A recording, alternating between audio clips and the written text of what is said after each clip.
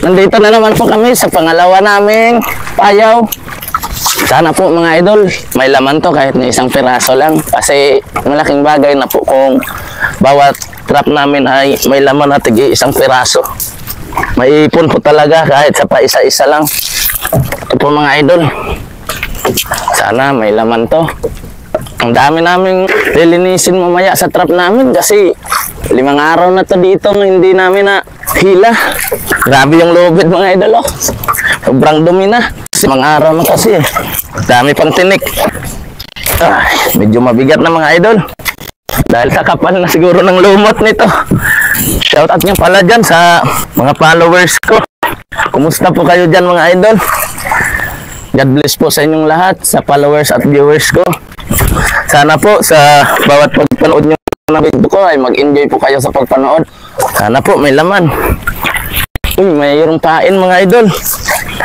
Ay, kaya lang mga idol, binutas na ng mga malalaking isda. Ayan mga idol, oh, yung butas, oh. Ayan, ang laki. Binutas ng pating or ano, tangigi ba? Yan. Ito po mga idol. Eh, dalawa yung butas mga idol, oh. Dito, saka dito. Ganyan talaga mga idol kapag hindi mapuntahan ng ilang araw, kapag may mga laman, tapos pag nakita ng mga malalaking isda, bubutasin talaga nila yan para paglabas ng mga pusit, aabangan nila at kakainin nila.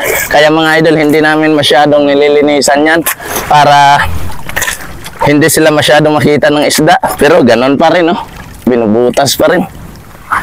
So mga idol, tatahiin ko po muna. Ito po yung ginagamit namin pagtahi niyan. Ito po yung lubid na pinutol namin. Tapos hahatiin ko to.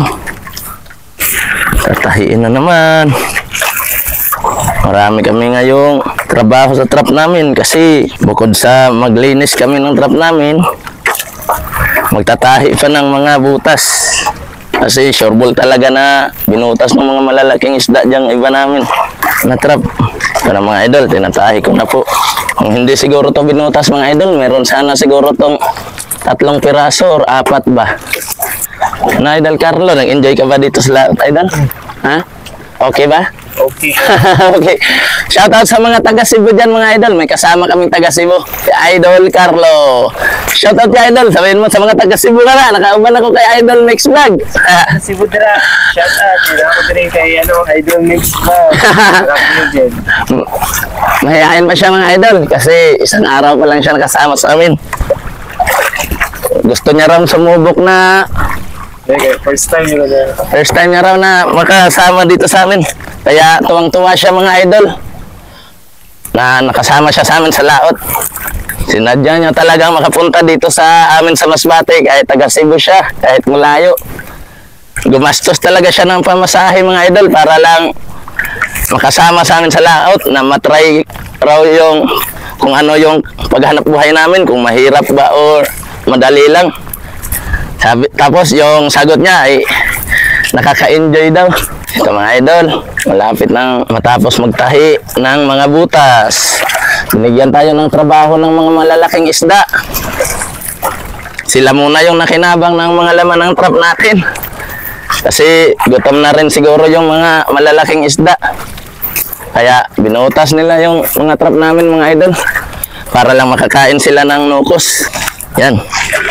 Tapos ko nang tahiin yung butas. At ahampasin ko na naman ang tubig kasi sobrang daming tinik.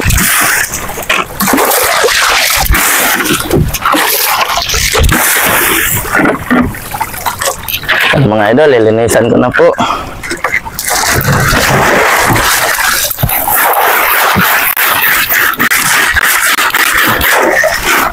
Ay, mayroon pa palang butas mga idol. Kalimutan kong tahiin. Mga idol, oh, ang laki ng butas. Dahan-dahan lang, baka matinik kasi ang daming dagom-dagom. Shoutout sa inyo mga idol, sa mga viewers ko at followers. God bless you. 3 pala yung butas. Grabe talaga yung ngipin ng mga malalaking isda, no? Kahit yung lambat ay hindi talaga nila pinapansin kung masakit ba yung pagbutas nila nito. Walang takot na maiwan yung ngipin nila dyan. Basta makagat lang nila yung lambat. Shoutout mga idol, bibitawan ko na po. Pupunta na naman kami doon sa pang-tatlo naming truck. Bye bye mga idol.